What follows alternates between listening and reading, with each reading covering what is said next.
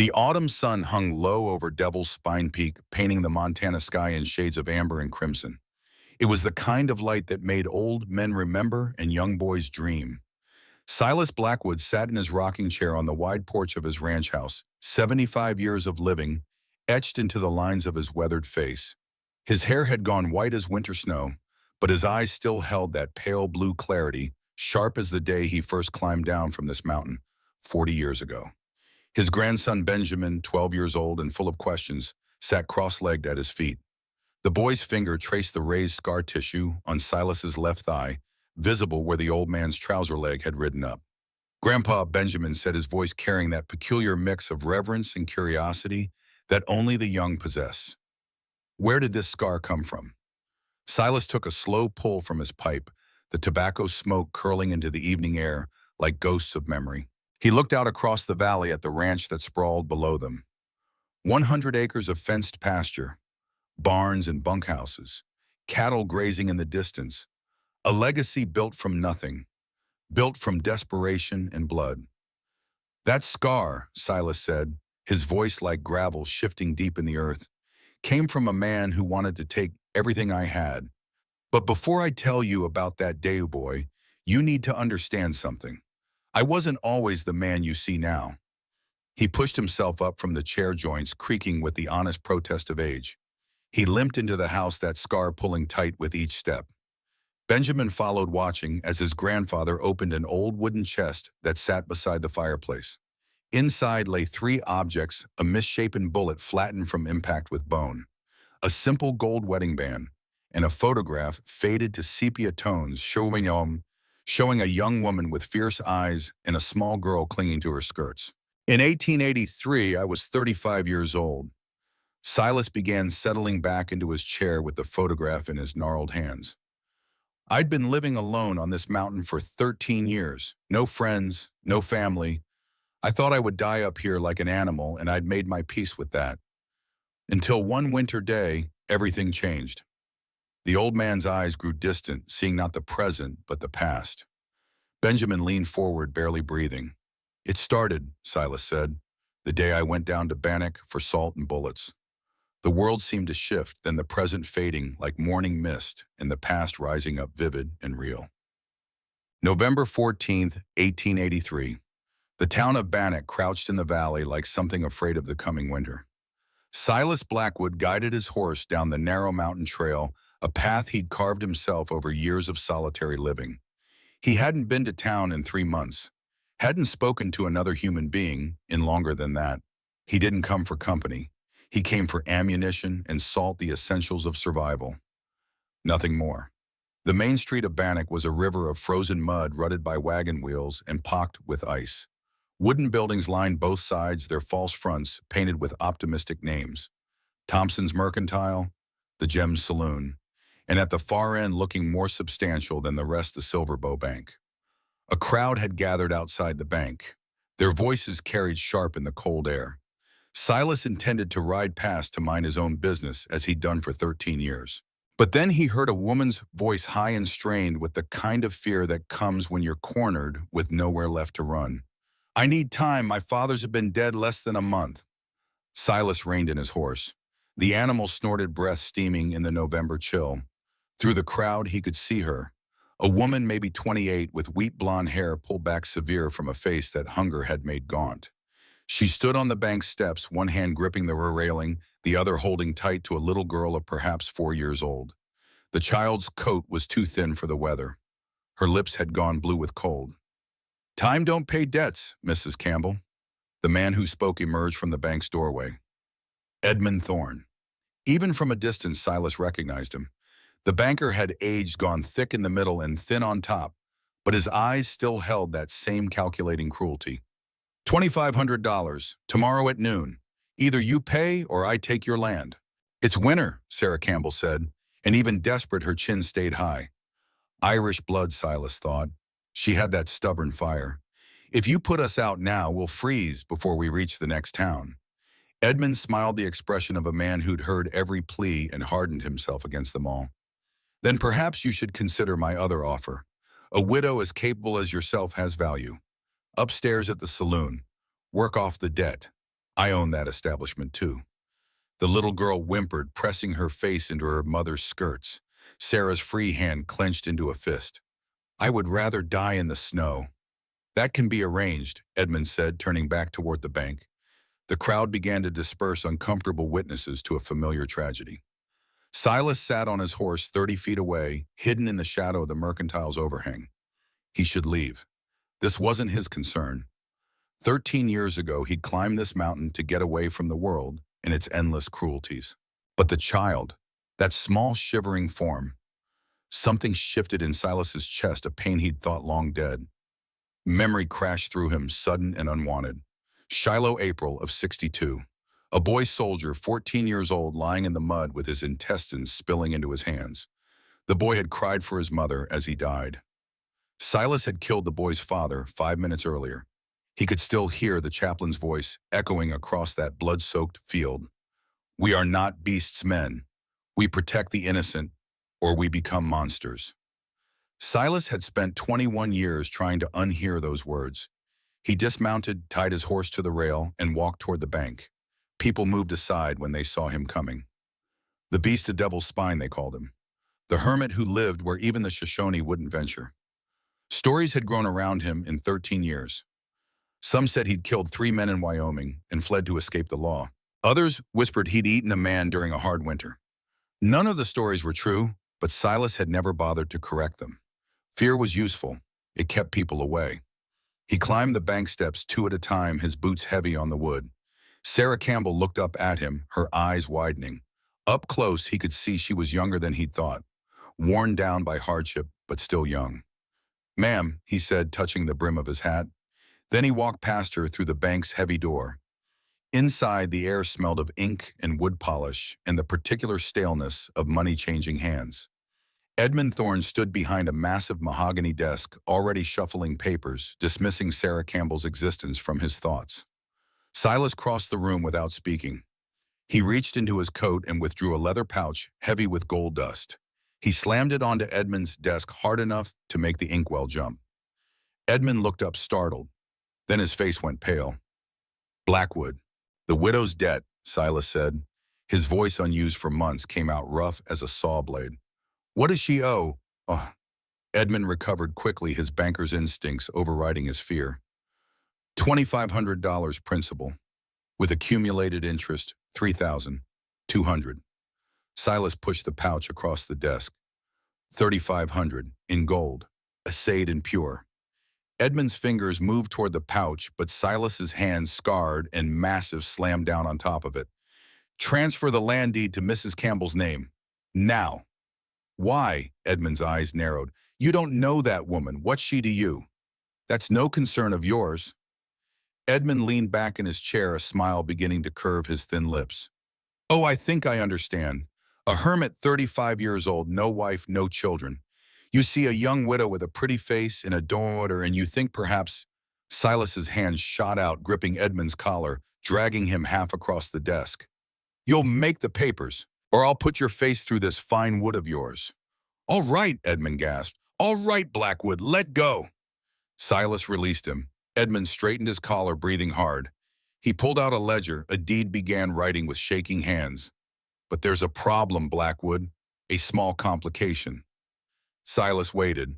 Edmund reached into a drawer, withdrew another folder. Robert Campbell, Mrs. Campbell's father, didn't just owe this bank. He owed the Chicago syndicate $15,000. The contract was signed before his death. Under Montana Territory law, all debts passed to surviving family. I bought that debt from Chicago last month. Silas felt the trap closing, felt that old familiar sensation of being outmaneuvered. Your $3,500. Edmund continued, confidence returning now that he held better cards. That covers 6 months' interest. Nothing more. How much for both debts? $18,000, but you don't have that kind of gold. Silas stood silent, his mind working through possibilities. Edmund watched him with growing satisfaction. Of course, Edmund said slowly. I'm a reasonable man. I could forgive the entire debt. Both amounts. Clear it all. In exchange for what? Mrs. Campbell and her daughter, 5 years working at my saloon. Upstairs. The air in the room went cold. Silas knew what Edmund meant. The upstairs rooms of the Gem Saloon weren't for drinking and cards. No, then Mrs. Campbell loses her land tomorrow, and when she has no home, I still own the Chicago debt.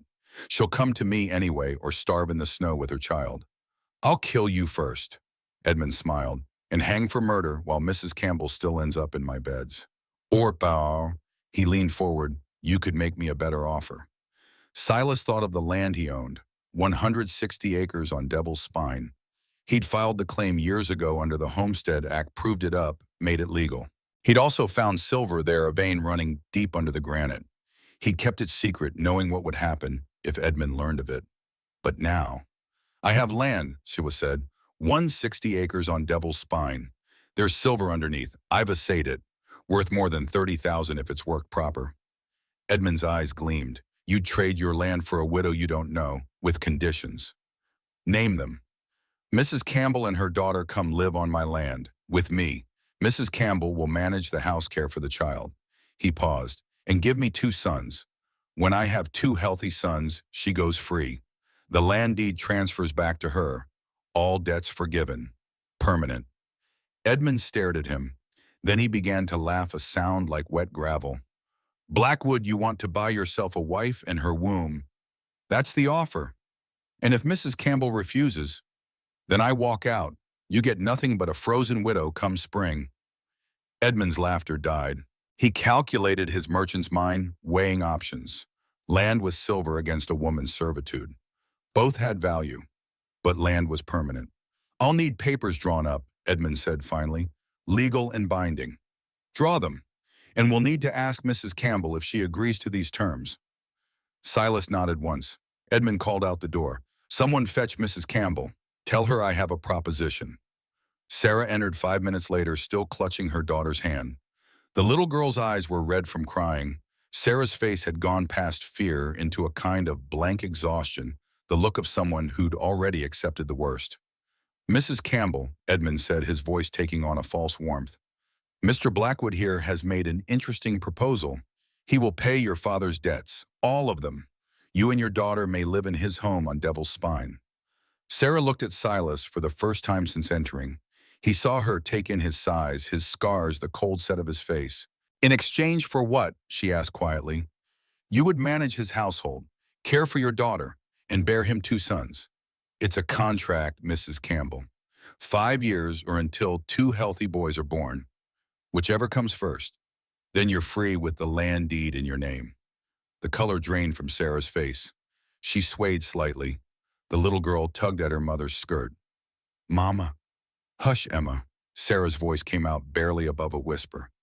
You want me to be your wife? A wife by contract, Silas said. His tone was flat, empty of emotion. I need someone to run the house and give me children. You need shelter and protection. It's a transaction. I don't know you. I know, but Edmund will force you into his saloon if you refuse. Your daughter will grow up in a gambling hall, or this winter will kill you both. Sarah looked down at Emma. The child had started coughing that morning, a wet rasp that spoke of lungs filling with fluid. No money for medicine. No money for firewood. No money for food. If I agree, Sarah said, her voice trembling, will you promise my daughter will be safe? I'll protect her with my life. And after 5 years, when I've borne 2 sons, I'm truly free. The papers will state it clear. Sarah closed her eyes. Silas watched her lips move in what might have been prayer. When she opened her eyes again, something had hardened in them. Not acceptance, resolution. One condition of my own, she said. Emma is my daughter, not yours. You will not touch her in any way except to protect her. Is that understood? Agreed. Then I accept your terms. Edmund's smile could have lit the whole bank. He pulled out fresh paper, began drafting the contract with practiced speed. As he wrote, Silas moved to the window, looking out at the gathering dark. What had he done? Bought a woman like livestock, bound himself to a stranger for the sake of 2 children he hadn't sired. But the alternative, letting them freeze, letting Edmund destroy them. He'd killed 17 men in the war. He'd tried for 13 years to wash their blood from his hands. Maybe this was penance. Maybe this was just new sin. Either way, the contract was made. They left Bannock as the first snow began to fall. Sarah sat beside Silas on the buckboard wagon, Emma between them wrapped in a blanket Silas had purchased from the mercantile. Behind them tied to the wagon bed was a single trunk containing everything Sarah owned. A few dresses, a Bible, her daughter. For the first 2 hours no one spoke. The trail climbed steep, switching back on itself in tight curves that made Sarah grip the wagon's edge with white-knuckled hands. To their right, the mountain dropped away into nothing, a fall that would kill anything that went over. Silas handled the team with casual expertise, his hands light on the reins despite their size. He'd made this journey hundreds of times. The horses knew the path as well as he did. "If I fall," he said, suddenly breaking the silence, "you pull this brake lever, here." He indicated an iron handle beside the seat. "Pull hard both hands. The horses will stop." "I've never driven a wagon." "You'll learn. Pull it now." "Practice." Sarah hesitated, then gripped the lever and pulled. The brake engaged with a metallic screech. The wagon lurched to a halt. Emma squeaked in surprise. "Good," Silas said. "Again." They practiced 5 times until Sarah could engage and release the brake smoothly. Only then did Silas allow the wagon to continue climbing. "Uncle Silas," Emma's small voice piped up, "are you a monster?" "Emma," Sarah's hand flew to her daughter's mouth. "Don't, it's a fair question." Silas kept his eyes on the trail. "People say that." Emma nodded, her eyes huge in her thin face. "They're right, I killed men. 17 of them." Sarah pulled Emma close, but Silas continued. "In the war, I fought for the Union, killed Confederate soldiers. I remember every face." "Why are you telling her this?" Sarah hissed. "Because truth's better than lies. I'm a killer, but I only killed men who were trying to kill me. And I've never hurt a child, never will." He looked down at Emma directly. "You can be afraid of me, little one, but you don't need to fear I'll harm you." Emma studied him for a long moment. Then slowly she nodded. The silence that followed was different, still uncomfortable but edged with something new. Understanding, perhaps, or at least the beginning of it. They reached the cabin as the sun touched the western peaks. Silas had built it himself over the course of 2 years, cutting and notching every log. The structure backed against a cliff face protected from avalanches. Smoke rose from the stone chimney, curling into the darkening sky. Sarah climbed down from the wagon, stiff from the cold and the long ride. She looked at the cabin with surprise. It was larger than she'd expected, solid. The logs were Douglas fir, 8 inches thick. The roof was layered cedar shakes proof against the heavy snows. "You built this?" "Had nothing else to do for 13 years. Inside the cabin was warmer than Sarah had dared hope. A fire roared in the massive stone hearth that dominated one wall. The floor was swept clean, covered in places with bear and wolf pelts. Shelves lined the walls holding books and tools and preserved foods in neat rows. Everything had its place. Nothing was wasted. And against the far wall, built from oak and pine, stood one bed. Sarah stopped when she saw it, her breath catching. Emma, oblivious, ran to the fire to warm her hands. "The child sleeps there." Silas pointed to a corner where a wool curtain hung from the ceiling, creating a small private space. Behind the curtain, Sarah could see a narrow cot piled with blankets. The bed." He began pulling furs from a shelf, laying them on the floor near the hearth. "I'll sleep here." "But the contract says you'll bear my sons. Doesn't say it has to start tonight. The child needs time to settle. So do you." He moved to the pot, hanging over the fire, ladled thick stew into wooden bowls. Venison, potatoes, wild onions. The smell made Sarah's stomach clench with hunger. She couldn't remember the last time she'd eaten properly. "Eat," Silas said, handing her a bowl. "You're too thin. Weak women die in childbirth. I won't lose my investment." The word stung. Investment. But Sarah took the bowl and ate, forcing herself to chew slowly despite her hunger. The stew was good, better than good. Whoever this man was, he could cook. Emma fell asleep almost immediately after eating, curled in her corner behind the curtain. Sarah tucked her in, kissed her forehead, whispered a prayer over her small form. When she emerged, Silas was banking the fire for the night. He'd removed his coat. Underneath, his shirt stretched tight across massive shoulders. When he reached up to adjust a log, the shirt pulled free from his trousers, revealing his back. Sarah saw the scars. Whip marks, cross-hatched and old. Claw marks, 4 parallel furrows that must have been a bear. and bullet wounds puckered circles of healed tissue. This man's body was a map of violence. He turned to Cotter staring. "I'll sleep now," he said simply. "You take the bed." "Thank you." "Don't thank me. I'm not being kind. I'm being practical. Terrified women don't conceive easy. You need to feel safe before we—" He didn't finish the sentence. Sarah climbed into the bed fully clothed. The mattress was filled with straw and cedar boughs, surprisingly comfortable. The blankets were heavy wool thick enough to keep out the mountain cold. She heard Silas settle onto his furs by the fire. His breathing even and measured the breath of a man who'd learned to sleep light and wake ready. In the darkness, Sarah whispered a prayer. "Lord, forgive me. I've sold myself to a stranger. But if this is how you save Emma, then I accept it." Silas's voice came from the floor, quiet but clear. "You didn't sell yourself. You traded freedom to protect your child. That's what mothers do. There's no shame in it." Sarah's eyes flew open. She'd thought he was asleep. "And you don't owe God an apology," Silas continued. "If he's as good as people claim, he'll understand. You used to believe in him." Silence stretched. Then so quiet she almost missed it. "Sleep, Mrs. Campbell. Tomorrow's a long day." But Sarah heard the pain in his voice, deep and old as his scars. December of 1883 brought snow that never stopped. It piled against the cabin walls until the windows were buried, turning day into perpetual twilight. Time lost meaning, measured only by the logs burned and the slow passage of storms. Silas and Sarah moved around each other like two wild animals sharing a den, careful, watchful, learning each other's patterns. Silas rose at 5 every morning regardless of weather. He followed a routine as rigid as military drill. Check the fire, check the snow depth, check the meat cache. Feed the horses in the small barn attached to the cabin. Every movement economical, nothing wasted.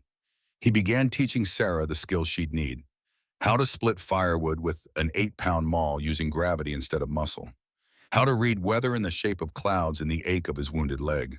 How to set snares for rabbits and check them without leaving a trail predators could follow. Sarah learned. She had no choice. But more than that, she discovered she liked having purpose. For 2 years after her husband's death, she drifted helpless against the tide of debts and hunger. Here, every skill mastered was a step toward survival, toward control. Emma watched everything with wide, curious eyes. The child had stopped coughing once the cabin's warmth and regular meals put meat back on her bones. She grew bolder, exploring the cabin, petting the horses, asking Silas endless questions. One morning, Sarah found Emma in the barn, watching Silas carve something from a piece of pine. "What are you making, Uncle Silas?" He didn't look up from his work. "A horse, wooden one." "For who?" "For you. When's your birthday?" "Mama says March." "Then it's a birthday present." Emma's face lit like sunrise. "Really?" Silas nodded. Emma threw her arms around his neck before he could react. The knife slipped from his hand. For a moment he sat frozen, this huge scarred man with a 4-year-old child clinging to him. Then slowly he raised one hand and patted her head. "You're welcome, little one." Sarah, watching from the doorway, felt something shift in her chest. This wasn't the monster Bannock feared. This was a man who'd forgotten how to be human and was slowly, painfully remembering. But at night, when Emma slept and Silas lay on his furs by the fire, Sarah heard him. Nightmares. He never screamed, but he spoke. Names she didn't recognize. Fragments of orders. Once clear as day. "I'm sorry. I'm sorry. God, I'm so sorry." One night, unable to sleep, Sarah rose for water. She found Silas sitting by the fire, holding his old Bible. The leather cover was worn smooth from handling. He was reading Psalm 23, his lips moving with the words, "Though I walk through the valley of the shadow of death, I will fear no evil, for you are with me." His voice broke. The Bible fell from his hands. "Mr. Blackwood!" He jerked upright, swiping at his face. But Sarah had already seen the tears. "You need something. Were you a man of faith?" The question hung between them. Silas picked up the Bible, closed it carefully. "I was a seminary student. Before the war, I was going to be a preacher." Sarah moved closer, drawn by the pain in his voice. "What happened?" "Shiloh, April 6, 62. I was 14, lied about my age to enlist. Thought war would be an adventure." He stared into the fire. "First day I killed a man. He was 40, had pictures of his wife and children in his pocket. I prayed over him while he died. Second day killed 3 more. No time for prayers. Third day 7. Stopped feeling anything at all. You were following orders. Orders don't wash away blood. I came home after Appomattox. Tried to go back to seminary. But every time I prayed, I just saw their faces. So I came up here. To hide from God. To hide from myself. Sarah sat beside him, closer than she'd been since that first night. You're not a monster, Mr. Blackwood. You're a wounded man trying to heal. He looked at her, then really looked. I don't deserve healing. She placed her hand over his. None of us deserve grace, but we receive it because someone loves us anyway. It was the first time they'd touched without purpose or contract. Just 2 damaged people sharing warmth in the dark. February came in with temperatures so low the sap froze in the trees, making them crack like rifle shots.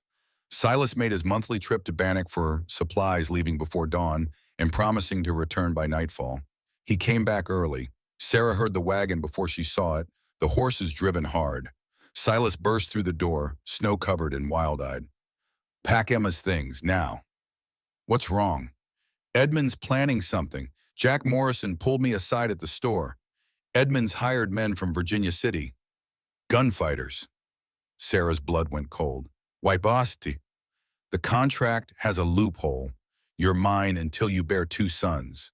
But if you die before that, the contract's void. The land reverts to Edmund. He's hired Wade Hollister, a killer. Jack says Edmund's been telling people you're still his property until the contract's fulfilled. That if something happened to you before then. Silas didn't finish. He didn't need to. What do? You and Emma hide. Root cellar under the floor. There's a tunnel leads out to the creek, case you need to run. And you, I stay, I end this. Silas, you can't fight professional killers alone. I've done it before. He pulled up the bearskin rug, revealing a trap door Sarah had never noticed. Below was a ladder descending into darkness. When? Tonight, maybe tomorrow. Edmund wants it to look like an accident. Probably a fire. Sarah grabbed his arm. Then we all run. We go to Denver to my sister. And Edmund hires more men, hunts us, finds us eventually. No, this ends here. Emma appeared from behind her curtain, rubbing sleep from her eyes. Mama, what's happening? Before Sarah could answer, they heard it. Dogs barking. Not the friendly bark of greeting. The deep warning howl of a threat approaching. Silas moved to the window, peered through a crack in the shutters. His face went hard. They're here. Sarah saw them then through the same gap. 3 riders, torches in hand. The lead man sat tall in his saddle, his face skull-like in the flickering light. Wade Hollister. Come to kill them in the dark. Benjamin's voice brought Silas back to the present. They came at night, 3 men. Silas nodded slowly, returning from memory to the porch of his ranch house, to his 12-year-old grandson in the gathering dark of 1923. 3 men, Silas confirmed. Edmund Thorne, Wade Hollister, and one of Edmund's bank guards. They thought they'd burn us out. Thought I'd die trying to save Sarah and Emma. But you didn't. No, I didn't. Jacob had emerged from the house carrying coffee. He settled into the chair beside his father. You're telling him about Bannock. The boy asked about the scar. And you're making him earn the answer. Silas smiled slightly. Truth should cost something, otherwise it's not valued. What happened next, Grandpapa? Benjamin pressed. Did they burn the cabin? They tried. But I'd learned something in the war, boy. I'd learned that a man defending his home has advantages that attackers don't. I knew that cabin. Every board, every angle, and I knew the mountain. Jacob spoke up. Your grandfather was the most dangerous thing on Devil's Spine that night, not the men who came for him. Will you tell me, Benjamin asked. Tell me how you fought them. Silas looked at his son, then at his grandson. The boy needed to hear this, needed to understand that sometimes violence wasn't evil. Sometimes it was necessary, the shield that protected the innocent. I'll tell you, Silas said, but first you need to understand what I was willing to do, what I was willing to become to keep them safe. He paused, letting the weight of it settle. I was willing to be the monster Bannock believed I was. The sun had set completely now. leaving only the last purple traces of twilight. In the distance, a wolf howled. Silas listened to it, remembering another night, another mountain, when he'd howled back. "Come on then," he said, rising from his chair. "Let's go inside." This part of the story isn't for the cold. They moved into the house, into the warmth and light. Benjamin settled by the fireplace, his eyes never leaving his grandfather's face. Jacob poured coffee for the adults, milk for the boy. Silas stood by the mantel, one hand resting on the wood, the same hand that had held a rifle that winter night, the same hand that had killed to protect. "Where was I?" he asked. "3 men," Benjamin said. "Come to burn you out." "Right, 3 men, and me with a woman and child to defend, and a mountain that knew me better than it knew them." He took a breath. "Let me tell you about the night I stopped running from what I was." Benjamin leaned forward in his chair, the firelight casting shadows across his young face. Outside, the Montana night had settled deep and complete, the kind of darkness that only comes to the high country. "You said 3 men came for you," Benjamin said. "How did you fight them alone?" Silas settled into his own chair, the old wood creaking under his weight. His coffee had gone cold, but he held the cup anyway, as if the simple act of holding something kept him anchored to the present, while his mind drifted back through 40 years. "Not alone," Silas said. "I had the mountain, and I had something they didn't." "What?" "A reason to live." Jacob stirred the fire, sending sparks spiraling up the chimney. He'd heard this story before in fragments, but never the whole truth. His father had always been careful about what he shared, measuring out the past in small doses, as if too much memory at once might poison the present. "Tell him, Pa," Jacob said quietly. "Tell him what you became that night." Silas looked at his son, then at his grandson. "I became what I'd run from for 13 years. I became a soldier again." The night of February 18th, 1884, the cabin on Devil's Spine. Silas moved with the practiced efficiency of a man who'd prepared for this moment in 1,000 nightmares. He pulled Emma from her bed, still wrapped in blankets, and carried her to the root cellar entrance. "Sarah," he said, his voice calm despite the urgency, "take her down. There's a lantern on the shelf to your left. Light it. Follow the tunnel east until you reach the creek. Horses are tied there. If I don't come by dawn, you ride for Denver." Sarah's hands shook as she took Emma. "You can't fight 3 men. I've fought worse odds." That was 20 years ago. He gripped her shoulders, looked directly into her eyes. "I need you to be strong now, for Emma. Can you do that?" Sarah nodded, tears starting. "Please don't die." "Don't plan to." He lowered them into the cellar, handed down the rifle he'd been teaching Sarah to shoot. "Only if they get past me. Aim center mass, squeeze slow." And Silas, he closed the trap door, threw the bearskin rug back over it. No time for goodbyes, no time for anything but preparation. Outside, he could hear voices. Edmund's high and nervous, Wade Hollister's flat and professional. The third man, the bank guard, saying nothing. Silas moved through the cabin like a ghost, extinguishing every lamp, every candle. Let them think he was asleep. Let them think they had surprise. He'd learned at Shiloh that battles were won before the first shot. Position, preparation, understanding the ground. This was his ground. He climbed into the loft, a space he'd built specifically for storage, but which now served as a sniper's nest. From here, he had clear sight lines through 3 loopholes he'd cut into the logs years ago. Small openings invisible from outside, but wide enough for a rifle barrel. The Winchester held 17 rounds. His 2 Navy Colts, another 12 each. 37 bullets total, against 3 men. In the war, he'd learned that numbers mattered less than will. A man defending his home, his family, would fight with a desperation that mercenaries could never match. Wade Hollister didn't know it yet, but he'd already lost. The attack came at 10 minutes past 8. Silas had been watching through the loopholes for over an hour, tracking the 3 men as they circled the cabin looking for weaknesses. Wade was professional. He'd sent the bank guard around back to block any escape through the rear door. Edmund stayed with the horses 50 yards out, holding their mounts. Wade himself approached from the front, a torch in one hand, his rifle in the other. "Blackwood," Wade's voice carried clear in the cold air. "I know you're in there. Come out peaceful. We just want to talk." Silas said nothing. The first rule of ambush silence is a weapon. Wade waited. When no response came, he gestured to the bank guard. The man emerged from behind the cabin carrying oil cans. Kerosene. They were going to burn him out just as Silas had predicted. The guard splashed kerosene against the cabin's north wall, then the east. Working his way around, Silas tracked him through the loopholes. 30 yards. 20. 15. He lined up the shot, breathed in for 4 counts, held for 2. Began to exhale. The guard reached the spot directly below Silas's position. Close enough now, Silas squeezed the trigger. The Winchester's crack split the night. The guard went down, clutching his shoulder, screaming. Not a killing shot. Silas didn't want bodies. He wanted them afraid. Wade dove for cover behind the woodpile. Blackwood, you just made this worse.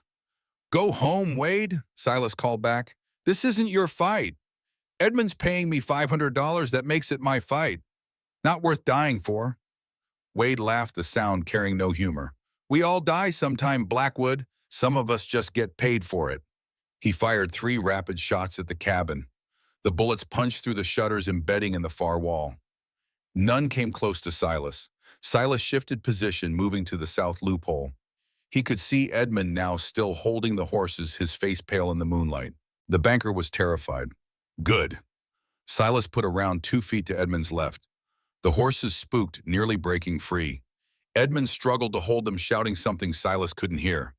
Next one's through, you Edmund, Silas yelled. Unless you call this off. Edmund's response was to run. He released the horses, turned, and sprinted back toward the tree line. Wade Hollister cursed viciously. Now it was 2 against 1. Better odds. The bank guard had stopped screaming, started crawling toward the trees. Silas let him go. Wounded men spread fear faster than dead ones. That left Wade. For 10 minutes, nothing moved. Wade was behind the woodpile, Silas in the loft. A stalemate. But Silas had something Wade didn't. He had time shelter and supplies. Wade had the cold and the dark. Finally, Wade called out again. Blackwood, let's talk business. Edmund told me about your contract with the widow. I got a better offer. Not interested. $1,000 cash. You walk away from the woman, I tell Edmund. She died in a fire. We all go our separate ways. No. Why not? She's nothing to you, just some transaction. Silas felt anger rising hot and sudden. She's under my protection. So that's it. Wade laughed. The hermit's gone soft, found himself a woman and forgot what he is. I know what I am. Yeah, what's that? A man who keeps his word. Wade was silent for a moment. Then I respect that. Truly, but it doesn't change anything. I got a job to do. Then do it. Wade moved, fast for a man his size. He broke from cover firing as he ran zigzagging toward the cabin's entrance. Silas tracked him, led the target, fired. Miss. The bullet sparked off a rock behind Wade. Wade reached the door, kicked it open, dove inside. Silas heard him below in the main room, footsteps on the plank floor, the sound of furniture being overturned. Wade was searching, making sure the cabin was empty before he burned it. This was the moment Silas had prepared for. He'd built the loft with a second ladder hidden behind a false panel. He descended silently, emerging in the small space between the main room and the back storage area. Wade stood in the center of the cabin, his back to Silas, rifle raised toward the loft entrance he expected Silas to use. I know you're up there. Blackwood, come down, make this easy. Silas stepped out of the shadows, his Colt leveled at Wade's spine. Drop it. Wade froze, then slowly he lowered his rifle. Smart man, Silas said. Now tell me, Edmund sends you to kill the woman too? Or just me? Both. Make it look like an accident. Fire. Terrible tragedy. And you agreed. Wishhain. For $500 I'd agree to shoot my own mother. That's a hard way to live. Wade turned slightly, hands still raised. It's the only way I know. In the lamplight, Silas got his first good look at the man. Wade Hollister was maybe 42, weathered beyond his years. Scars on his face, eyes that had seen too much and felt too little. You got family, Wade? The question seemed to surprise him. What family? People who depend on you. Wade's jaw tightened. Had a son. Wife died of fever 2 years back. Boys in a workhouse in Virginia City. What's his name? Why do you care? Answer the question. Tommy. His name's Tommy. Silas kept the gun steady. How old? 6. And you're out here killing strangers for money while your boy's in a workhouse. Wade's face contorted with something between rage and shame. You think I like it? The workhouse takes $50 a month. I ain't got $50. I barely got food. So you take murder contracts. What choice do I have? Walk away right now. Go home to your boy. Wade laughed bitterly. And tell him what? That his pa's a coward who don't finish his jobs, that will starve together instead of apart. Tell him his pa chose him over money. Easy for you to say. You got land, got gold. What do I got? Nothing but a gun and a reputation. You got a son, that's everything. Wade's hands started to lower. You don't understand. The back door crashed open, the bank guard bleeding and desperate shotgun raised. Hi, Blackwood. Time slowed to nothing. Silas saw the guard's finger tightening on the trigger, saw Wade's eyes widen, saw his own death approaching at 900 feet per second. Then another gunshot, different caliber, different direction. The bank guard's head snapped back. He collapsed in the doorway. Silas spun toward the front entrance. A man stood there, smoking revolver in hand. Deputy Thomas Hayes. Couldn't let him yell at you. Hayes said, his voice shaking. Couldn't. Wade Hollister used the distraction. He dove for his rifle, rolled, came up firing. The bullet caught Silas in the side, a white hot line of agony below his ribs. Silas fired back, pure instinct. 2 shots center mass. Wade staggered, fell, blood spreading across his shirt. Silas collapsed against the wall, his own blood hot against his palm. Hayes rushed forward, kicking Wade's rifle away. Wade was still alive, barely. His breathing came in wet, ragged gasps. Silas dragged himself across the floor, knelt beside the dying man. Wade, listen. Wade's eyes focused on him, blood bubbled at his lips. Your boy, Silas said. Tommy, where is he exactly? Virginia, city, workhouse on Alder Street. I'll get him out, I promise. I'll take care of him. Wade tried to speak, couldn't. His hand fumbled at his coat pocket. Silas reached in, found a photograph. A boy, maybe 6 years old, gap-toothed smile. Tommy, Wade whispered. Tell him I... He died before he could finish. Silas sat back, pain lancing through his side. Hayes was beside him now, examining the wound. Not deep, Hayes said. Graze the ribs, you'll live. Sarah, Silas gasped. Root cellar, get her. Hayes ran to the trapdoor. Moments later, Sarah emerged, Emma clinging to her. When Sarah saw the blood, the bodies, her hand flew to her mouth. Oh God, Silas. I'm fine, it's over. But it wasn't over. Not really. Edmund Thorne was still alive, still free, and as long as he lived, none of them would ever be safe. March of 1884 arrived with warmer winds and melting snow. The mountain began its slow transformation from white to green ice breaking free from the trees' streams, running high with snowmelt. Silas spent 3 weeks recovering from the gunshot. The bullet had cracked 2 ribs but missed anything vital. Sarah cleaned and bandaged the wound twice daily, her hands gentle but competent. Where did you learn doctoring? Silas asked one morning as she changed his dressing. My mother was a midwife. I helped her from the time I was 12. Good training. I never thought I'd use it on bullet wounds. Sorry about that. Sarah's hands paused. Don't apologize for protecting us. That man came to kill us all. Wade, his name was Wade, and he's dead now. Silas looked at the photograph on the bedside table. Tommy Hollister smiling at a camera, unaware his father was dying on a cabin floor 300 miles away. I made him a promise. What promise? To care for his boy, to get him out of that workhouse. Sarah sat back, studying Silas's face. You're going to keep a promise made to a man who tried to kill you. He was just trying to save his son. Same thing I'd have done. Something changed in Sarah's expression then. The wariness that had been there since Bannock, the careful distance she maintained, began to soften. You're a strange man, Silas Blackwood. Strange how most men would have let Wade die without a second thought. You held him, promised to care for his child. War taught me that most men are just doing what they think they have to. Wade wasn't evil. He was desperate. Sarah resumed bandaging. You're not the monster people say you are. I've killed enough men to earn the name. Killing doesn't make you a monster. Enjoying it does. And I don't think you enjoy it." Silas was quiet for a long moment. "No," he said finally. "I hate it. Every time. Every fate." "Then you're still human." It was the kindest thing anyone had said to him in 20 years. So, by April, Silas could walk without pain. By May, he could work again.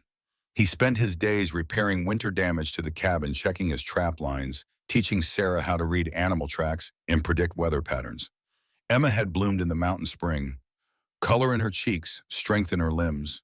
She followed Silas everywhere, asking questions about everything. Why did bears hibernate? How did you build a fire without matches? Could she learn to shoot? One afternoon, Silas found her in the barn, trying to lift a saddle nearly as big as she was. "What are you doing, little one?" "I want to learn to ride like you." "That saddle's too heavy for you." "Then make me a smaller one." Silas laughed a sound that surprised him. He couldn't remember the last time he'd laughed.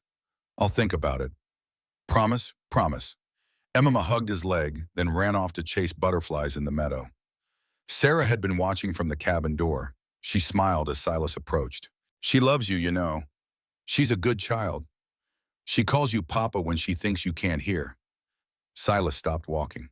"I'm not her father." "No, but you're the closest thing she's had since her real father died, and you're kinder to her than he ever was. Her real father was cruel." Sarah's face clouded. "Thomas drank. When he drank, he hit. Never Emma, thank God. But he hit me. My father, too, when he tried to stop it." "I'm sorry." "Don't be. He's dead. And I'm free of him. Free of all of it." She paused. "Because of you." That night, after Emma had gone to sleep, Sarah sat beside Silas by the fire. Not across from him. Beside him. "I've been thinking," she said, "about Baoasai, the contract. We've been here 4 months. You haven't—" She gestured vaguely. "We haven't. I told you. When you're ready." "What if I'm ready now?" Silas looked at her, searching for uncertainty, for fear. He found neither. "You don't have to. The contract can wait." "I know. That's why I'm choosing this." She took his hand. "I don't love you yet, Silas. I'm not sure I even understand you. But I trust you. And I think given time, trust might become something more. You deserve better than a contract marriage. Maybe, but contract or not, you've been good to me. Good to Emma. You've protected us, fed us, taught us. You haven't demanded anything beyond what was agreed. That's not being good, that's being decent. In my experience, decent is rare enough to be precious." She kissed him then, tentative, uncertain, but genuine. Silas remained still, barely breathing, afraid to move and break whatever fragile thing was forming between them. When she pulled back, her eyes held a question. "Yes," he said quietly, "if you are certain." "I am." She led him to the bed. What happened there was tender, careful, nothing like the violence of the contract's origins. Two people damaged and lonely, finding momentary warmth in each other. Afterwards, Sarah lay with her head on Silas's scarred chest, listening to his heartbeat. "Thank you," she whispered. "For what?" "For waiting, for letting it be my choice, Waitu." Silas stroked her hair, marveling at its softness. It should always be a choice. Not many men think that way. Then not many men are worth knowing. Sarah fell asleep in his arms. Silas stayed awake, staring at the ceiling, feeling something he hadn't felt since before the war, something that might have been contentment or the beginning of it. July brought news that shattered their fragile peace. Deputy Hayes rode up the mountain trail, his horse lathered with sweat. Silas met him in the yard, knowing from Hayes's expression that something was wrong. Edmund escaped. The words hit like a physical blow. "How?" "Bribed a guard, walked out 3 nights ago. We've been searching, but he's gone to ground." "Where do you think he went?" "Virginia City, maybe, or further." But Silas, before he left, he was talking, telling people he's going to take back what's his, that the contract's still valid until the widow births 2 sons. Silas's hands clenched into fists. He's coming back. Not just him. Word is he's hired men, real gunfighters, maybe 10 of them. 10, against 1. Sarah appeared in the doorway, Emma beside her. She had heard everything. "What do we do?" she asked. Silas looked at her, really looked, and saw what he'd missed before. the slight swell of her belly, the glow in her face. "Sarah, are you?" She nodded, tears starting. "2 months. Maybe 3. I wanted to be sure before I told you." A son, growing inside her, the first step of the contract fulfilled, but also something more. A child. His child. "You have to leave," Silas said. "Both of you. Go to Denver. Your sister's there, right?" "I'm not leaving you. You have to. I can defend myself, but if you're here, if Edmund gets to you..." He couldn't finish the sentence. "And what happens to you, 1 man against 10? I've survived worse." "Barely look at yourself. You're covered in scars from wars you barely lived through." "Then I'll get a few more scars. But our child will live. That's what matters." Sarah's hand went to her stomach, protective and instinctive. She knew he was right, knew that staying meant risking the life growing inside her. "If you die," she whispered, "I'll name him Silas, after his father." "Don't. That name carries too much blood." "No, it carries honor. You've saved us twice. You've kept every promise. If you die defending us, then your name deserves to live." Hayes cleared his throat. "I can take them, escort them safe to Denver. They can stay at my sister's boarding house until this is resolved." Silas nodded. "Good. Leave tomorrow at first light." That night, Silas held Sarah close, memorizing the feel of her, the warmth, the trust. "Come back to us," she said against his chest. "Please." "I'll try." "That's not a promise. It's all I can give." She kissed him deep and desperate. "Then I'll take it." Ciao. September 18th, 1884.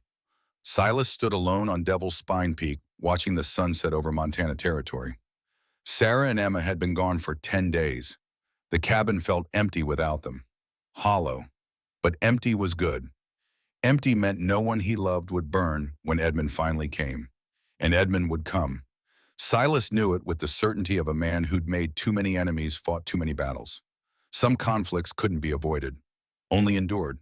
He'd spent the past week preparing the cabin for siege, boarding the windows from inside, leaving only small loopholes for rifle fire, laying bear traps in the approaches, rigging tripwires connected to dynamite charges in the tree line, stockpiling ammunition and water.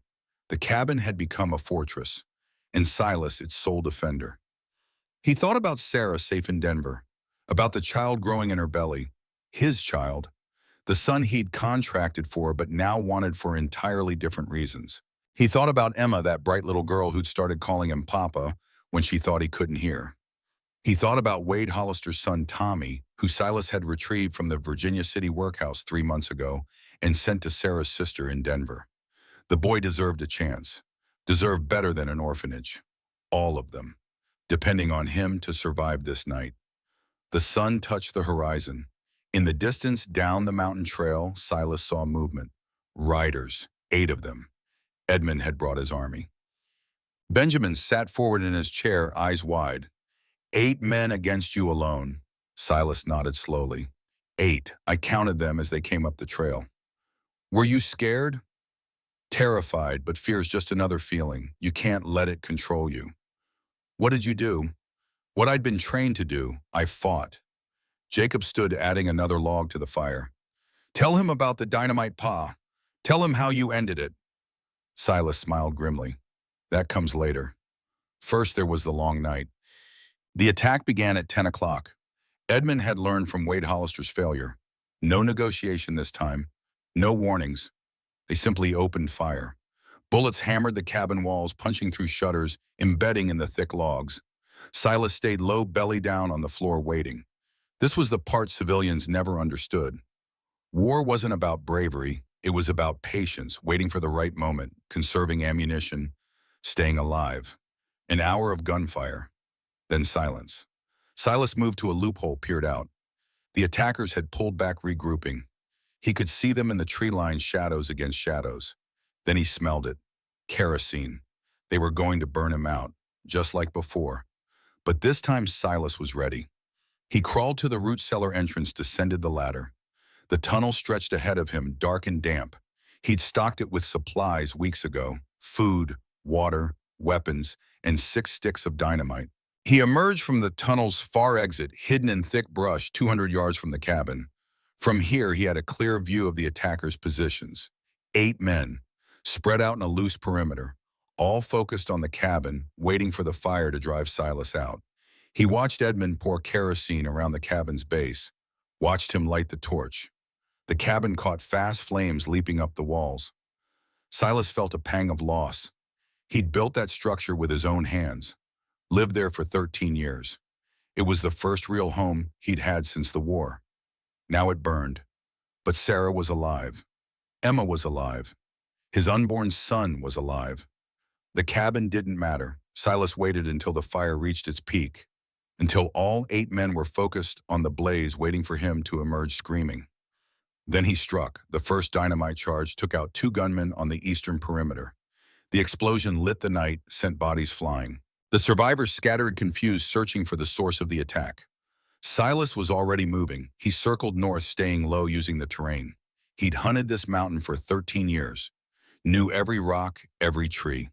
The second charge caught 3 more men clustered near the horses. The animals screamed, broke their tethers, stampeded through the camp. 3 left now, plus Edmund. Silas came in from the west, silent as death. He found 1 gunman separated from the others, reloading his rifle with shaking hands. Silas's Colt spoke once. The man fell, 2 plus Edmund. A bullet cracked past Silas's head. He dove behind a boulder. Return fire peppered the stone chips flying. Blackwood, Edmund's voice high with panic. Stop this. We can deal. I'll forgive the debt. I'll leave you alone. Too late for deals. Please, I'll give you anything. Give me my life back. Silas moved again, flanking right. He saw Edmund now cowering behind a fallen log. The last 2 gunfighters had positioned themselves to protect him. Professional to the end, earning their pay. Silas had 1 stick of dynamite left. He lit the fuse with a match, counted to 3, hurled it high and far. It landed 10 feet from Edmund's position. The 2 gunfighters saw it. They could have run, should have run. Instead, one of them dove on the dynamite, covered it with his body, took the blast. The explosion was muffled by flesh, but still powerful enough to throw everyone nearby, including Edmund. The last gunfighter, deafened and disoriented, staggered to his feet. Silas shot him twice in the chest. Then there was only Edmund. The banker lay on his back, blood leaking from his ears, his left arm bent at an impossible angle. Silas walked over, stood above him. Please, Edmund gasped. Please don't kill me. You tried to kill my family. Twice. I'll leave, I swear. You'll never see me again. Silas raised his Colt, aimed at Edmund's head, and hesitated. This wasn't Shiloh. This wasn't war. This was just a broken, terrified man. Silas lowered the gun. If I ever see you again, I'll finish this. Understood. Edmund nodded frantically. Now run. Edmund scrambled to his feet, cradling his broken arm, and fled into the darkness. Silas watched him go, knowing he'd probably regret this mercy, knowing Edmund would likely return someday. But he'd made enough corpses in his life. Behind him, the cabin burned. Ash and embers drifted on the wind like snow. Silas sat down heavily, suddenly exhausted. His side ached where Wade had shot him months ago. His hands shook from adrenaline. He'd won, survived, protected what mattered. But at what cost? The cabin. His home. Gone. He sat there in the dark, watching it burn until hoofbeats announced Deputy Hayes and a posse from Bannock. Hayes slid from his horse, staring at the carnage. Jesus, Silas. What happened? What had to happen? Edmund ran. Let him go. Hayes knelt beside him. You're bleeding. Silas looked down. A bullet had grazed his shoulder. He hadn't even felt it. I'm fine. You're not fine. Come on. Let's get you to the doctor. They loaded Silas onto a horse. As they descended the mountain, he looked back one last time at the burning cabin. Somewhere in Denver, Sarah was waiting, carrying his child, building a life. The cabin was just wood and stone. It could be rebuilt. Family couldn't. For the first time in 20 years, Silas Blackwood had something worth more than solitude. He had people who needed him alive. On the porch in 1923, Silas finished his coffee. Benjamin hadn't moved, transfixed by the story. The cabin burned completely, the boy asked. To ash, nothing left but the stone chimney. Where did you live after that? Bannock for a while. Then I bought land in the valley. built a ranch house, this ranch house. And Grandma Sarah came back 3 months later with Emma and little Tommy Hollister. Benjamin's eyes widened. Uncle Tom's father was one of the men who tried to kill you. He was, but Tom wasn't responsible for his father's choices. I promised Wade I'd care for the boy, so I did. Jacob spoke up. And you raised him alongside me, made him family. Blood doesn't make family. Choice does. Silas stood, joints creaking. It's late, Ben. Time for bed. But what happened to Edmund? Did he come back? That's a story for another night. Please, Grandpa, just tell me how it ended. Silas looked at his grandson. The boy deserved to know. Deserved to understand that some stories don't have clean endings. Edmund died 6 years later, in a prison in Virginia. He'd been caught embezzling from the territorial government. Died alone, forgotten. Sometimes justice comes slow, but it comes. And you and Grandma, did you love each other? Or was it always just a contract? Silas smiled, a real smile that softened his weathered features. That boy is the best part of the whole story, and I'll tell you tomorrow, after you've had time to think about what you've heard. Benjamin protested, but Jacob scooped him up. You heard your grandfather. Bed, now. As they went inside, Silas remained on the porch looking out over the ranch. 40 acres visible from here with another 60 beyond the ridge. Barns and corrals. Cattle grazing in the distance. All of it built from nothing. Built from a desperate contract made in a banker's office on a freezing winter day. He thought about Sarah gone now these past months. About the 39 years they'd had together. How that contract marriage had become the truest love he'd ever known. Tomorrow he'd tell Benjamin the rest. About Jacob's birth. About Caleb. About Grace, who they'd lost to fever. About building a legacy from ashes. But tonight he was content to remember. To sit in the dark and feel grateful for every scar, every battle, every moment of terror that had led him here. To this porch, this ranch, this family. The mountain wind picked up, carrying the scent of pine and coming snow. Winter was approaching again. The cycle continued. Silas Blackwood, 75 years old, smiled into the darkness and went inside to warmth and family. The morning after telling Benjamin about the siege, Silas woke to find his grandson already on the porch waiting. The boy sat in the rocking chair, patient as stone, watching the sun climb over the eastern peaks. You're up early, Silas said, stepping out with 2 cups of coffee. He handed one to Benjamin, who wrinkled his nose at the bitter smell, but took it anyway. Couldn't sleep. I kept thinking about the cabin burning, about you fighting all those men alone. That's the problem with war stories. They keep you awake. Is that why you don't talk about them much? Silas settled into his own chair. Partly, but also because the violence isn't the important part. Any fool can pull a trigger. The hard part comes after. Building something from the ruins. That's what separates boys from men. Is that what happened next? You rebuilt? Eventually. But first I had to heal. Again. October of 1884 found Silas Blackwood in a hospital bed in Bannock, wrapped in bandages that smelled of carbolic acid and whiskey. The bullet graze on his shoulder had become infected. The doctor, a young man fresh from medical school in Boston, had cut away the corrupted flesh and packed the wound with gauze soaked in iodine. You're lucky, the doctor said, checking Silas's temperature for the 3rd time that morning. Another day, maybe 2, and the infection would have spread to your blood. You'd have been dead by the end of the week. Luck had nothing to do with it. Deputy Hayes brought me down fast. Even so, a man your age living that rough, taking those kinds of wounds. The doctor shook his head. You're stronger than you have any right to be. Silas didn't feel strong. He felt old, worn.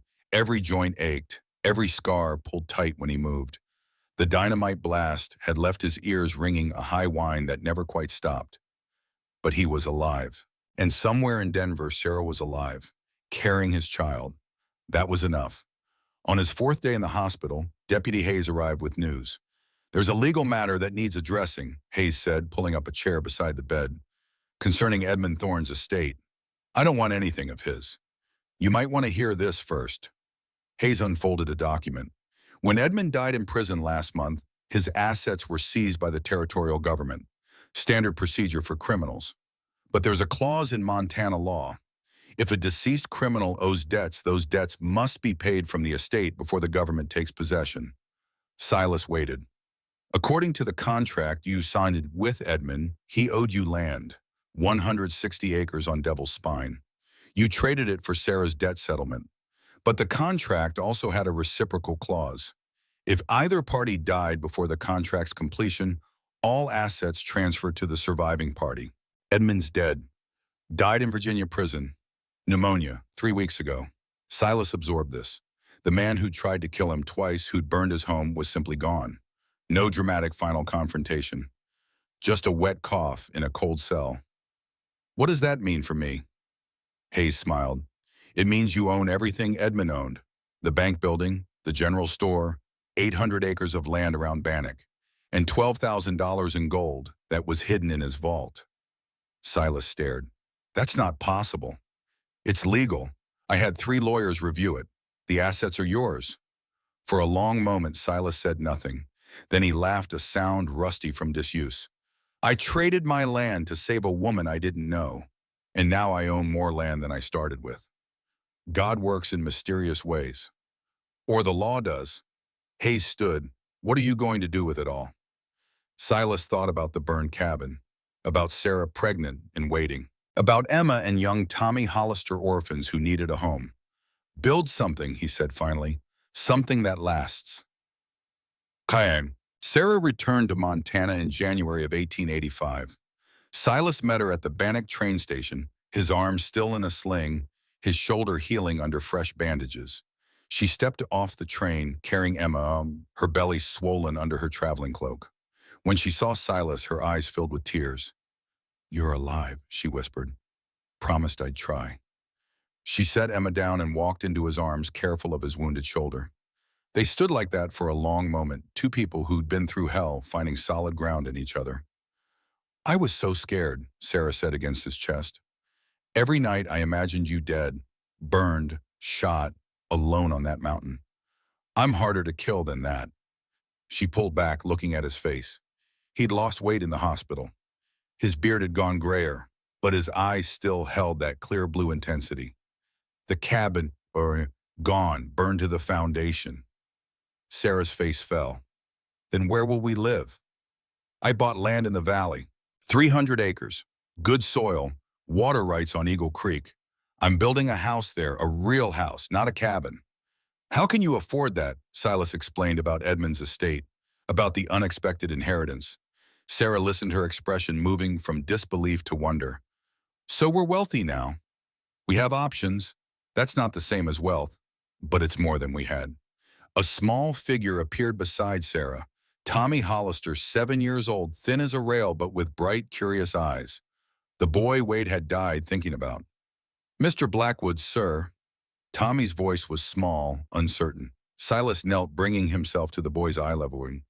You can call me Silas, or Uncle Silas if you prefer. Miss Sarah said my pa knew you, that he asked you to take care of me. He did, and I keep my promises. Even to dead men, especially to dead men, they can't hold me accountable otherwise. Tommy considered this seriously. Then he extended his small hand. Thank you for getting me out of the workhouse, sir. It was a bad place. Silas shook the boy's hand solemnly. You'll never go back there, you have my word. That night, they stayed in a boarding house in Bannock. Silas had rented 3 rooms, one for Sarah and Emma, one for Tommy, one for himself. After the children were asleep, Sarah came to Silas's room. She knocked softly, then entered without waiting for permission. I need to tell you something, she said. Silas sat up in bed. What's wrong? Nothing's wrong, but while I was in Denver, I had time to think about us, about this arrangement we made. Sarah, if you want to leave, if you want to take the land and go, I won't stop you. The contract can be dissolved. You don't owe me anything. She crossed the room, sat on the edge of his bed. That's what I realized. You've never treated me like I owed you anything. From the first night, you have given me choices, protected me, cared for Emma like she was yours. She's a good child, and you're a good man, better than any I've known. Sarah took his hand. I don't want to dissolve the contract, Silas. I want to change it. Change it? How? I want it to be real, not a transaction, a marriage, true and proper. Silas searched her face for doubt, for obligation, found neither. You don't have to say that. I'll take care of you regardless. I know, that's why I'm saying it. I don't love you because I have to. I love you because of who you are. It was the first time either of them had spoken the word. Love. It hung in the air between them, fragile and new. I'm not easy to love, Silas said quietly. I have nightmares. I wake up thinking I'm back at Shiloh. Sometimes I can't stand to be touched. Sometimes I need to be alone for days. I know, I've seen it, and I love you anyway. Silas pulled her close, buried his face in her hair. I don't deserve you. Maybe not, but you have me regardless. They were married 2 weeks later in Bannock's small church. No grand ceremony, just Hayes' witness, Emma and Tommy in their Sunday clothes, and a circuit preacher who happened to be passing through. When the preacher asked if anyone objected to the union, the church remained silent. Sarah Campbell became Sarah Blackwood, not through contract or coercion, through choice. The ranch house took 8 months to build. Silas hired carpenters from Butte, but he worked alongside them every day, his hands remembering the skills he'd learned building the cabin. This structure would be different. Bigger. 2 stories, 6 rooms, a proper kitchen with a cast iron stove shipped from Chicago, glass windows, not shutters, a wide porch wrapping around 3 sides, and a barn big enough for 20 horses, corrals for cattle, bunkhouses for ranch hands he'd eventually hire. This wasn't a hiding place. This was a legacy. On December 18, 1884, Sarah went into labor. They were still living in temporary quarters, a small house in Bannock that Silas had purchased from the estate sale. The midwife arrived at noon. By midnight, she was worried. The baby's turned wrong, she told Silas. Breech position. I can try to turn it, but it's risky. Do whatever you need to do. Save them both. I'll try. Silas waited outside the bedroom door, pacing the hallway like a caged animal. He'd faced Confederate charges. He'd killed men with his bare hands. But this helplessness, this inability to protect the woman he loved from the pain of childbirth, was worse than any battle. Emma sat on the stairs, hugging a rag doll Silas had bought her. Tommy dozed beside her, his head on her shoulder. Is Mama going to die? Emma whispered. No, your Mama's strong. She'll be fine. You promise. Silas couldn't promise. Childbirth killed women every day. Strong women, young women. But he knelt beside Emma anyway. I promise I won't let anything happen to her if I can prevent it. At 3 a.m, the baby's cry split the silence. The midwife opened the door, her face exhausted but smiling. You have a son, Mr. Blackwood, healthy and strong. Silas pushed past her into the room. Sarah lay propped against pillows, her hair matted with sweat, her face pale. But in her arms, wrapped in a blanket, was a squirming, red-faced infant. Silas, she whispered, meet your son. He crossed to the bed, his hands trembling as he reached for the baby. The midwife helped him hold the child properly, supporting the head, cradling the small body. The baby opened his eyes, blue like Silas's own. The infant's tiny hand gripped Silas's finger with surprising strength. He's perfect, Silas said, his voice breaking. What should we name him? Jacob, after my grandfather. He was a good man, a builder, helped people. Jacob Blackwood. Sarah tested the name. I like it. Silas sat on the edge of the bed, unable to take his eyes off his son, this small, helpless creature, dependent on him for everything. Food, shelter, protection, love. He'd spent 20 years running from responsibility, from connection, from the vulnerability that caring about people required. Now holding this baby, he understood what he'd been missing. I'll teach him to be better than me, Silas whispered. To build instead of destroy, to choose peace over violence. Sarah touched his face. You've already chosen those things. Teach him to be like you are now, not who you were. Benjamin's voice brought Silas back to the present. So Jacob is my dad. Silas nodded. Born in the winter of '84.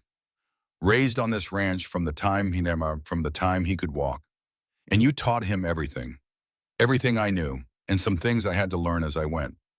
Jacob emerged from the house carrying breakfast plates. He's asking about his birth and what came after. Jacob set the food down, poured coffee. You should tell him about the lessons, Pa. The important ones. Which ones? All of them, but especially the one about the fight with Billy Thompson. Benjamin perked up. There was a fight. Silas smiled. Several. Your father had a talent for finding trouble when he was young. Just like his old man, Jacob said, grinning. Okay. Jacob Blackwood at 6 years old was a force of nature. He had his mother's blonde hair and his father's sturdy build, fearless, curious, and stubborn as a mule. Silas began teaching him young. Not reading and arithmetic, though Sarah handled those lessons well enough. Silas taught practical skills, the kind that kept a man alive and fed on the frontier. The first lesson came on a cold March morning in 1890. Jacob had been pestering Silas for weeks to let him use the tools in the barn workshop. You're too young, Silas said, sharpening a saw blade. I'm 6, that's practically grown. Practically isn't the same as actually. Please, Pa, I'll be careful. Silas set down the saw, looked at his son's eager face. The boy needed to learn, but he needed to learn respect first. Come here. Jacob approached. Silas handed him a hammer, small but still heavy for a child's hands. This is a tool, not a toy. What's the difference? Jacob thought hard. A toy is for fun. A toy can't kill you if you use it wrong. A tool can. Silas took the hammer back. This hammer can build a house. It can also crush a skull. The metal doesn't care what you use it for. You have to care. I do care. Then prove it. Show me how you'd hold it to drive a nail. Jacob gripped the hammer near the head. Silas shook his head. No. Grip it at the end of the handle. Gives you leverage. Control. Like this. He demonstrated the proper grip. Now you try 'em. They spent an hour on grip alone. Then stance, then the motion of the swing. Silas didn't let Jacob touch a nail until he could demonstrate the proper form 50 times in a row. This is boring, Jacob complained. Boring keeps your fingers attached to your hand.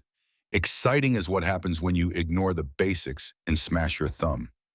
By the end of the day, Jacob had driven exactly 5 nails into a practice board. His arm ached, his hand was tired, but every nail was flush properly set. Good work, Silas said. Tomorrow we'll do it again. Again? But I already know how to. Knowing and mastering are different things. A man is measured by how he treats his tools. You want people to respect you. Take care of what you use. The lesson stuck. Years later, when Jacob was running his own ranch, his equipment was always maintained. His tools always sharp, always oiled, always stored properly. Small lessons, but they added up to character. The second lesson came at 8 years old. Jacob had broken a window in the barn while throwing rocks at crows. When Silas asked him about it, the boy lied. I don't know how it broke, Pa. Must have been the wind. Silas examined the shattered glass, the rock lying on the barn floor. The wind threw this rock. I guess so. Silas knelt, looked his son in the eye. Jacob, did you break this window? The boy's face flushed, fear and shame worrying in his expression. I'm sorry, I was aiming at a crow, and I missed, and I knew you'd be mad, so I said it was the wind, but it wasn't. It was me. I'm sorry. The words came out in a rush. Jacob braced for punishment. Silas had never struck him, but the boy expected it nonetheless. Instead, Silas sat down on a hay bale. Come here. Jacob approached cautiously. Silas patted the bale beside him. The boy sat. I'm not angry about the window, Silas said. Windows break. That's what glass does. I'm disappointed that you lied to me. I was scared. Of what? That you'd punish me. And now that you've told the truth, I'm going to do something worse than punishment. I'm going to trust you to fix your mistake. Jacob looked confused. How? You're going to replace that window by yourself. I'll teach you how, but you'll do the work. You'll measure the frame, cut the glass, set the pane, putty the edges, all of it. That sounds hard. It is. That's the point. Lying is easy. Taking responsibility is hard. But a man isn't judged by his mistakes. He's judged by how he fixes them. It took Jacob 2 days to replace the window.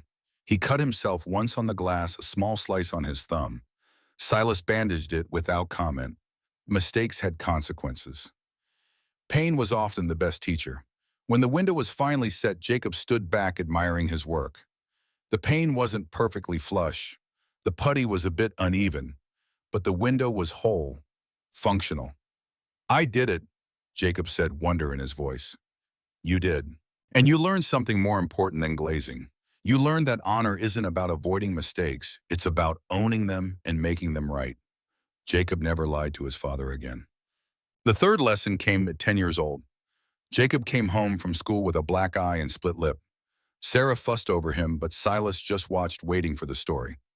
Billy Thompson, Jacob finally said. He's 12. He was picking on Tommy, calling him names because Tommy's pa was a criminal. So I hit him. And he hit you back. He's bigger than me. I lost. Did you think you'd win before you hit him? Jacob shook his head. Then why did you do it? Because somebody had to. Tommy was crying. Everyone else was just watching. Silas felt pride swell in his chest, but he kept his expression neutral. You know what happens now? I get punished. You get trained. If you're going to fight bullies, you need to know how to fight proper. Follow me. They went to the barn. Silas showed Jacob the basics: how to stand, how to protect his face, how to punch from the shoulder, not just the arm. Fighting's not about anger, Silas explained. It's about control. You get angry, you get stupid. You get stupid, you get hurt. So I shouldn't have fought him. I didn't say that. Some fights are necessary. When someone's hurting someone weaker, when words won't work, sometimes violence is the only language they understand. But you do it smart. You do it with purpose. What purpose? To end the fight, not to hurt him, not to humiliate him, to make it stop. Silas demonstrated a proper stance. Next time Billy Thompson starts something, you be ready. But you don't start it yourself. You understand the difference. I think so. A bully wants to make you scared. When you stand up, even if you lose, you show you're not scared. That's the real victory. Billy might beat you once, twice, 10 times, but eventually he'll leave you alone. Because fighting you won't be worth the effort. 3 weeks later, Billy Thompson pushed Tommy off the school steps. Jacob stepped in. The fight lasted about 30 seconds. Billy won on points, but Jacob bloodied his nose and loosened a tooth. Billy never bothered Tommy again. And Jacob learned that courage wasn't about winning. It was about showing up. The fourth lesson was the hardest. In 1896, Emma died of tuberculosis. She was 16 years old.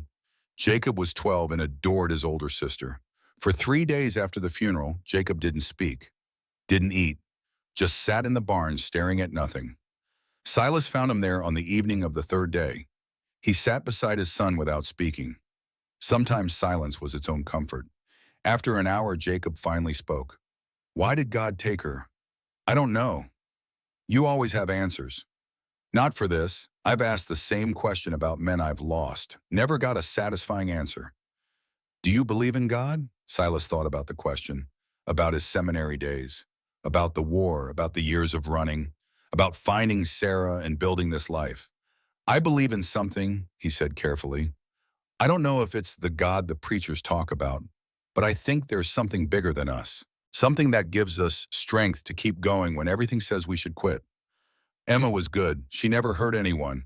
It's not fair. No, it's not. Then what's the point? If good people die young, if bad things happen to everyone, why try to be good? Silas put his arm around his son. Because the alternative is worse. Emma was kind. She made people smile. She took care of you when you were sick. She sang in church. For 16 years, she made this world better by being in it. That doesn't stop being true just because she's gone. But she's gone. Her body is. But everything she taught you, every memory you have, every time you choose kindness, because you remember how she was kind, she's still here. That's how we keep people alive, Jacob. We carry them with us. We live the way they would want us to live. Jacob leaned against his father, tears finally coming. Silas held him, this boy becoming a man, and let him grieve. Later, much later, Jacob would say that was the day he truly understood his father. Not as the hard-scarred hermit, but as a man who'd known loss and chosen love anyway. The fifth lesson came when Jacob was 18. He'd fallen in love with Mary O'Brien, the daughter of a rancher from the next valley over. He wanted to marry her, but was terrified of ruining it. Pa, he said one evening, how do you know if you really love someone? Silas looked up from the harness he was mending. Are you asking about Mary? Jacob blushed. Maybe. Does she make you want to be better than you are? Yes. Do you think about her safety before your own? All the time? Would you die for her? Jacob didn't hesitate. Yes. Would you live for her even when living is harder than dying? That made Jacob pause. What do you mean, Carl? Silas set down the leather and all. Dying for someone is easy. It's one moment of courage. Living for someone means showing up every day, working when you're tired, being patient when you're angry, choosing them even when they're difficult, even when you're difficult. That's the real test of love. You and Ma seem to have it figured out. We work at it every day. Your mother and I didn't start with love. We started with a contract, a transaction, but we chose each other. Every morning we wake up and choose each other again. That sounds exhausting. It is. It's also the best thing I've ever done. Silas smiled. If you love Mary, marry her, but understand what you're promising. Not just the wedding day, every day after. Jacob married Mary O'Brien in the spring of 1902. They had 5 children, stayed together for 53 years. Every morning Jacob chose her, just like his father had taught him. The present day, 1923. Benjamin had listened to all of it in rapt silence. Now he sat back processing the weight of what he'd learned. Grandpa, he said slowly, you killed 24 people. You've been shot, stabbed, and blown up. You've lost your home twice. Your daughter died young. But you're telling me the most important lessons are about hammers and honesty. Silas smiled. The violence is what people remember, but it's not what matters. Anyone can pull a trigger. Building a life, raising children, choosing love over hate every day, that's what separates men from monsters. But you had to fight. You had to kill. Sometimes, but only when every other option was exhausted. And every time I killed, I lost a piece of myself. I carry those faces with me. All 24. They're why I taught your father to build instead of destroy. Why I'm teaching you the same. Jacob appeared in the doorway. His expression was somber. Pa, there's something you need to know. Silas saw it in his son's face. The weight of bad news. Your mother, Jacob nodded. Doc Morrison says it's her heart. Could be days, could be months. But she's asking for you. Sarah Blackwood lay in the bed she'd shared with Silas for 39 years. She was 67 years old. Her hair had gone white. Her face had lined with age. But her eyes still held that fierce intelligence, that stubborn Irish fire. Silas sat beside her, holding her hand.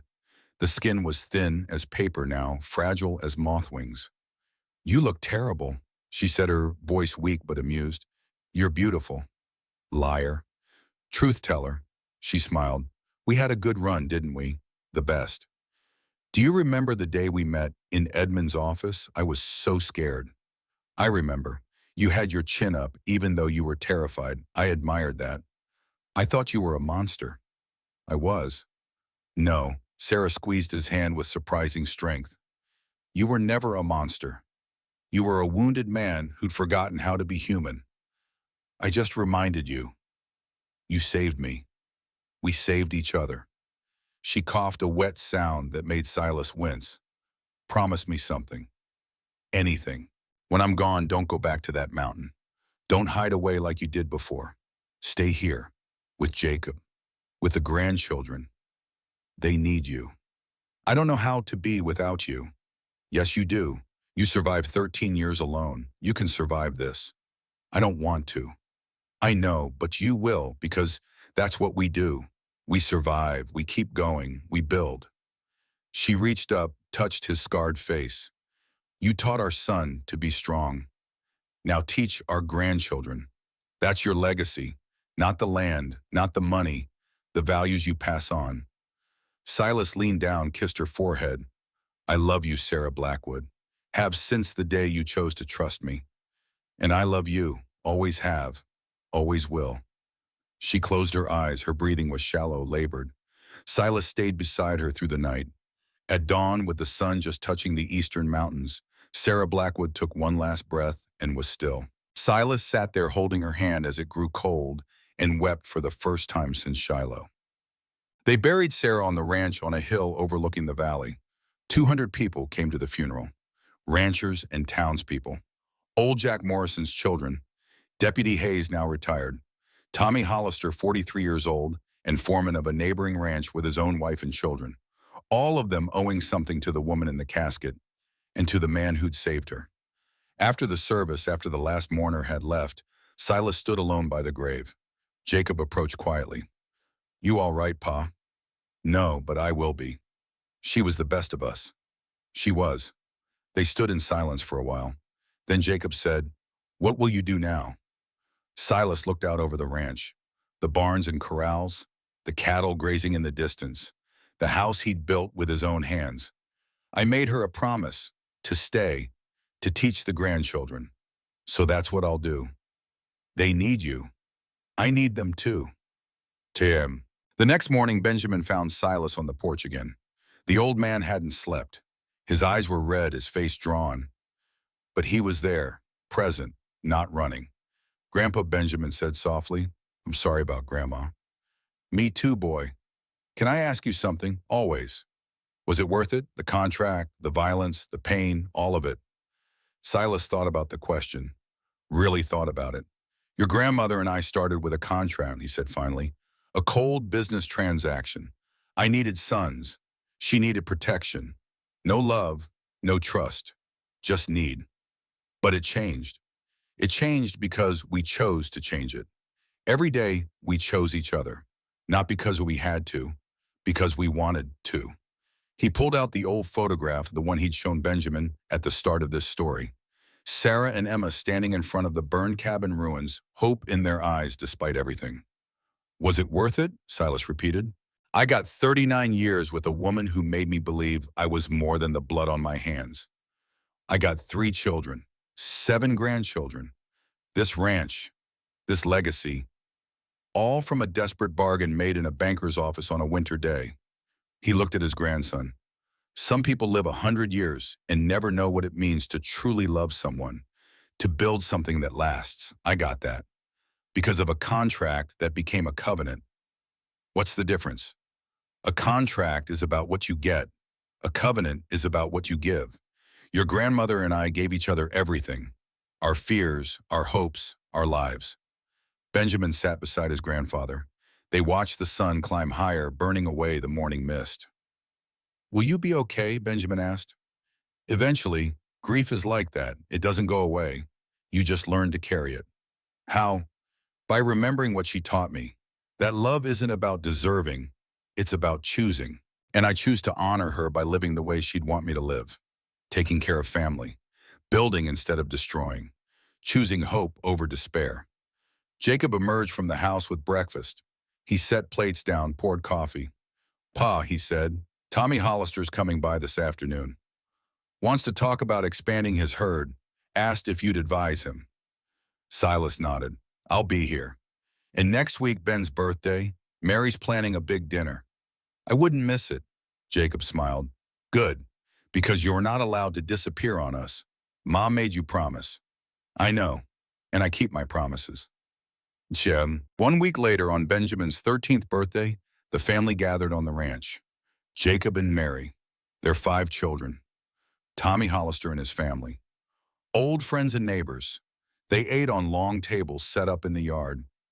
Roast beef and potatoes, bread Sarah had taught Mary to make, pie from Emma's old recipe. Silas sat at the head of the table surrounded by the legacy he'd built, not through violence, through choice, through love. After dinner, Benjamin approached with a wrapped package. "What's this?" Silas asked. "Open it." Inside was a framed photograph, new taken just last month. Silas and Sarah sitting on the porch together, her hand in his, both of them smiling. "I thought you might want it," Benjamin said. "To remember." Silas traced his finger over Sarah's face in the photograph. "I don't need pictures to remember. But thank you." He set the frame on the mantel next to the old photograph from 1883. Sarah then and Sarah now. A life lived between 2 images. That night, after everyone had gone home, Silas stood on the porch alone. The autumn wind carried the scent of coming snow.